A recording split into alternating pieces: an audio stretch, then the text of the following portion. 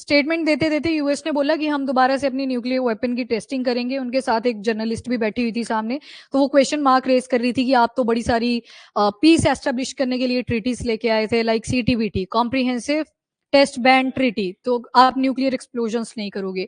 आप दूसरी कंट्रीज को इंस्पायर कर रहे थे कि आप न्यूक्लियर वेपन्स की टेस्टिंग नहीं करोगे। यूएस की अगर बात करें तो सबसे पहले न्यूक्लियर वेपन भी टेस्ट किसने करा था? यूएस ने, 1945, हिरोशिमा एंड नागासाकी। देन 2 साल के बाद 1949 में आप देखते हो यूएसएसआर अपनी टेस्टिंग कर लेता है। यूएसएसआर जो नए स्टूडेंट है, रशिया के साथ कंपेयर कर लिया करो, ऑल्दो इससे 15 नेशन कंट्रीज और बनी थी। फिर उसके बाद यूके ने टेस्टिंग कर ली, देन चाइना ने टेस्टिंग करी, फ्रांस ने टेस्टिंग करी, फिर ये 1968 में लेके आए थे एनपीटी, नॉन प्रोलिफरेशन ट्रीटी। अब ये बाकी कंट्रीज को बोल रहे थे कि चलो अब पीस एस्टेब्लिश करते हैं। फिर इंडिया में नेहरू जी को गालियां मारी जाती हैं कि इन्होंने न्यूक्लियर वेपन टाइम से टेस्ट नहीं करे थे। बाद में सारे बातें भी तो पीस की कर रहे थे। ठीक है, चलो ये डबल स्टैंडर्ड्स आ गए। अब दोबारा से 1992 में लास्ट टाइम यूएस ने अपने न्यूक्लियर वेपन कहीं जाके टेस्ट करे थे। उसके बाद बिल्कुल पॉज लग जाता है, और आज के टाइम पे चाइना हो गया, रशिया हो गया, मेनली अगर दो जो टू वो एक्चुअल में डेवलपिंग वाली स्टेज में हम कंट्रीज बोलें, जैसे चाइना, रशिया तो डेवलप ही कंसीडर करा जाता है, पर वॉर की वजह से उनका इकोनॉमिक लॉस बहुत ज्यादा हुआ है, तो अभी उनकी स्टेज नहीं बताई जाती, बट फिर भी इतनी टेक्नोलॉजी एडवांस कर पा रहे हैं तो डेवलप ही है वो। और तीसरी जो कंट्री आती है दैट इज पाकिस्तान। पाकिस्तान का है नहीं, अभी डेवलपिंग स्टेज में ही है वो भी। तो हाँ, और चौथी आ जाती है आपकी नॉर्थ कोरिया। अब इंडिया ने भी तो अपना न्यूक्लियर वेपन अराउंड 1998 में फाइनलाइज करा था, जब हम एक्चुअल में सक्सेसफुल हुए थे, पोखरण 2 के नाम से जिसको जाना जाता है, कि अब इंडिया भी एक न्यूक्लियर वेपन स्टेट है। वहीं पे पाकिस्तान ने भी उसी साल एक अपना टेस्टिंग कर लिया था। खैर, सक्सेस होना ना होना वो डिफरेंट स्टोरी होती है। फिर 2000 के बाद जब 21st सेंचुरी में एंटर होते हैं, तो सिर्फ एक ही कंट्री न्यूक्लियर वेपन्स की कॉन्टिन्यूअस टेस्टिंग कर रही थी, नॉर्थ कोरिया। नॉर्थ कोरिया में एक अलग से कॉन्सेप्ट आया कि हम अब अलग से न्यूक्लियर वेपन्स को टेस्ट करेंगे। चलो, ये पूरी हायरार्की हुई जहां पे न्यूक्लियर वेपन्स टेस्ट करेंगे। इवन 1992 से पहले आप देखोगे अराउंड 2000 के आसपास न्यूक्लियर वेपन्स टेस्ट हो चुके थे।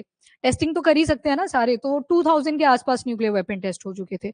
अब दोबारा से बोला यूएस ने कि चाइना, पाकिस्तान, आपका रशिया, ये सारे न्यूक्लियर टेस्टिंग दोबारा से कर रहे हैं, तो हम पीछे नहीं रह सकते, हमको भी अपनी टेक्नोलॉजी एडवांस करनी पड़ेगी। तो साइड में गया पीस। अब देखो, वैसे आर्टिफिशियल इंटेलिजेंस आ रहा है, तो जॉब्स हो सकता है बहुत सी खतरे में भी पड़े, तो इन्होंने एक और इकॉनमी यहाँ से फ्लरिश करवा देनी है, वो होगी वेपन्स की।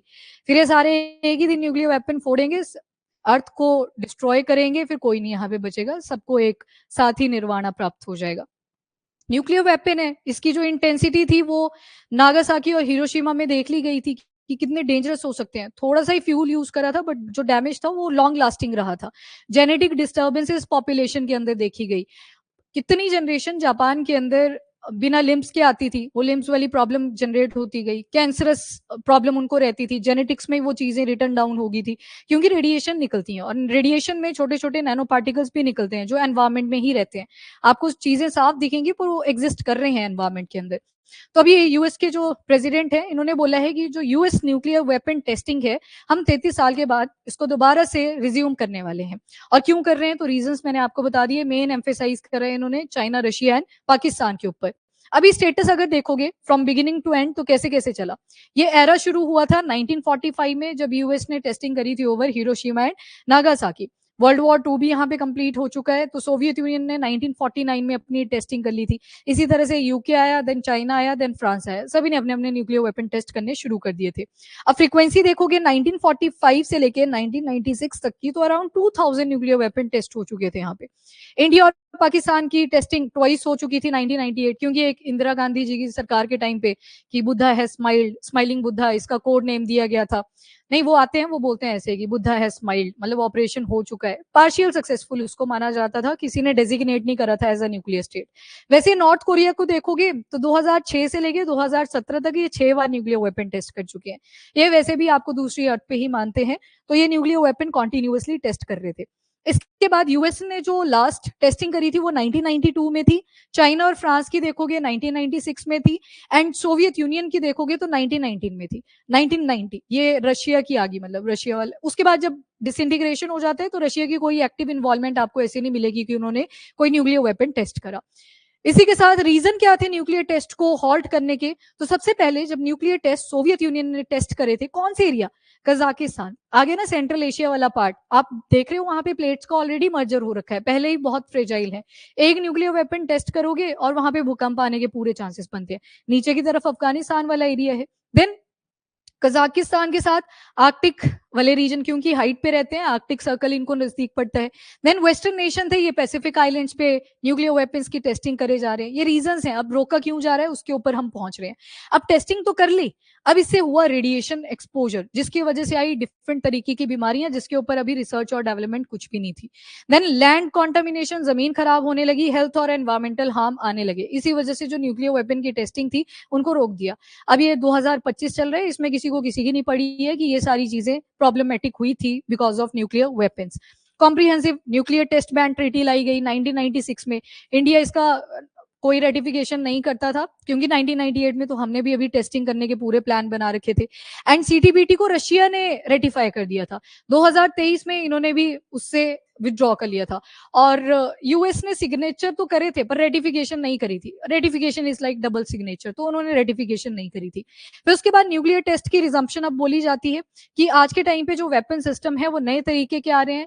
जैसे उस दिन ड्रोन ही आपने देखा, जब रशिया के ऊपर स्टेटमेंट मारता है यूएस की ये तो पानी के अंदर भी अब न्यूक्लियर वेपन्स को यूज करेंगे, जब पोसाइडन ड्रोन्स के बारे में बात हुई थी। तो मतलब जो टेक्नोलॉजी है उसमें एक चेंज भी देखने को मिला है। आज के टाइम पे बड़े वेपन्स का होना जरूरी नहीं है, छोटे हो पर एफिशिएंट हो, वो वेपन्स ज्यादा प्रोमिनेंट कर रहे हैं। वैसे यूक्रेन ड्रोन अटैक ही करे जा रहे हैं रशिया में, और ड्रोन भी बहुत ज्यादा ट्रेजेडी कॉज कर दे रहे हैं। देन उसके बाद जियो पॉलिटिकल इम्प्लीकेशन, एक मैंने आपको बता दिया, military tension through out the world आपको इस टाइम पे मिलेगी। यूएस तो वैसे ही एंटर हुआ रहता है सभी के साथ, तो उनका जो नाम है वो सभी कंट्रीज के साथ आता है। अब अगर यूएस न्यूक्लियर वेपन टेस्ट करता है तो ये कुछ ऐसी कंट्रीज जैसे ईरान हो गया, उनको रोकता है ना बार बार कि न्यूक्लियर वेपन टेस्टिंग नहीं करनी है। ईरान तो यहाँ पे पूरा इनकरेज फील करेगा कि अब तो खुद कर रहे हैं, ये हमारे ऊपर क्या सैंक्शन लगाएंगे, हम भी अपने न्यूक्लियर वेपन को ओपनली टेस्ट करेंगे, एनकरेजमेंट देगा।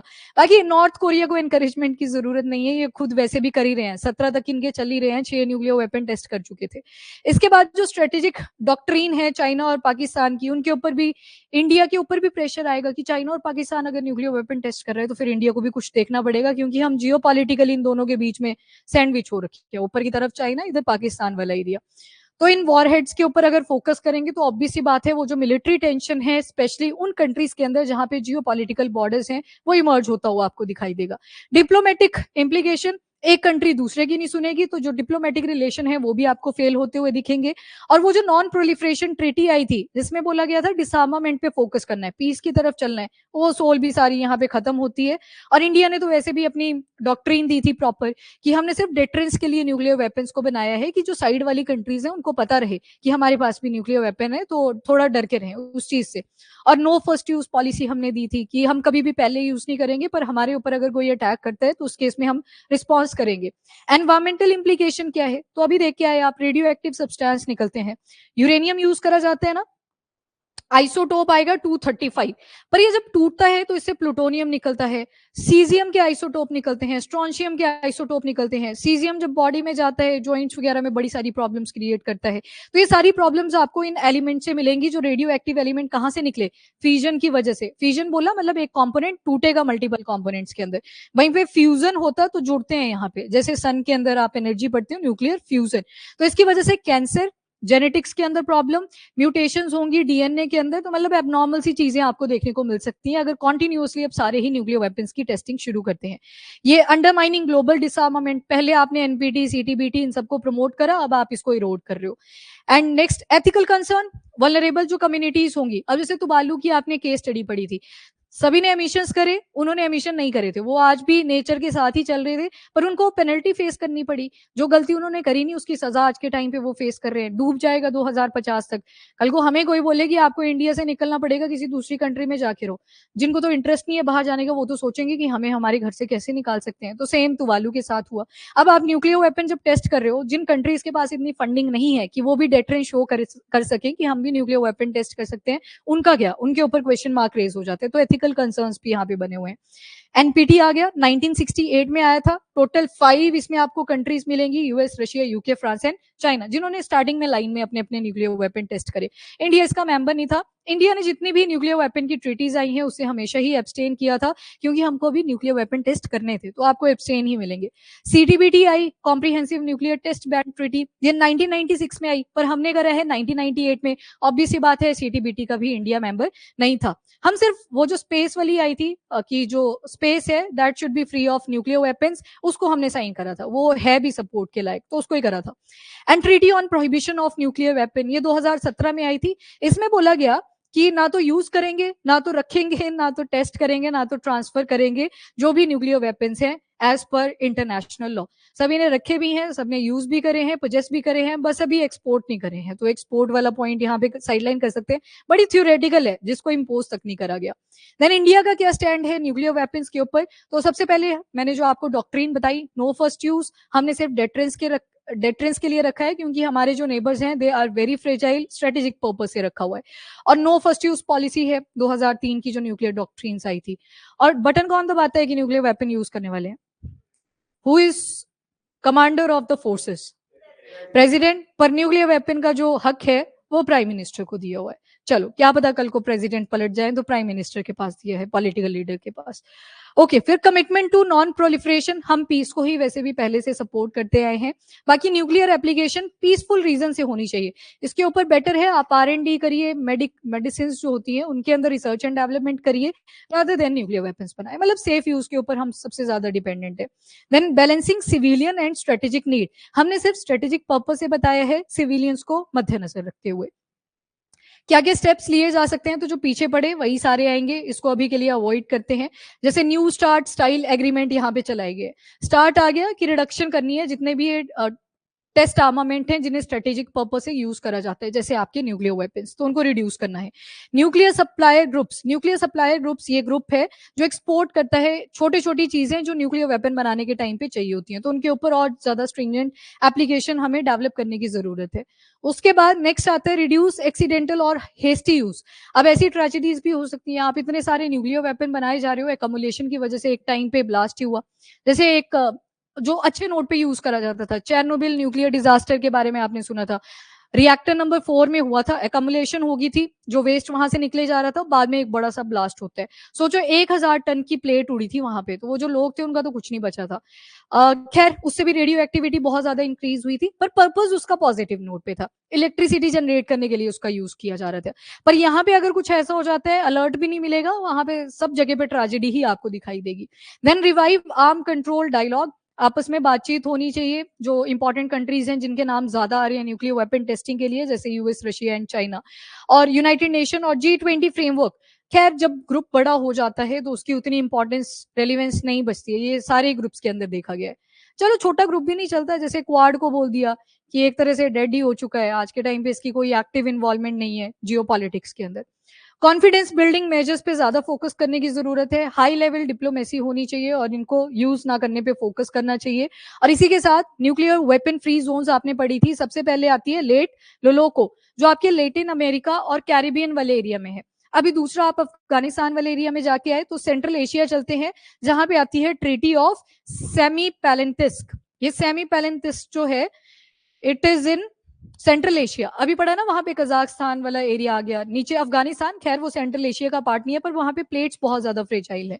उसके बाद ट्रीटी ऑफ बैंकॉक, इजी है, साउथ ईस्ट एशिया की यहाँ पे बात करी गई। देन ट्रीटी ऑफ रारोटोंगा, ये साउथ पैसिफिक की बात हुई, और पैलिन डाबा आ जाएगी अफ्रीका की। ये 5 ट्रीटीज हैं जो इंपॉर्टेंट है, इनको याद रखिएगा।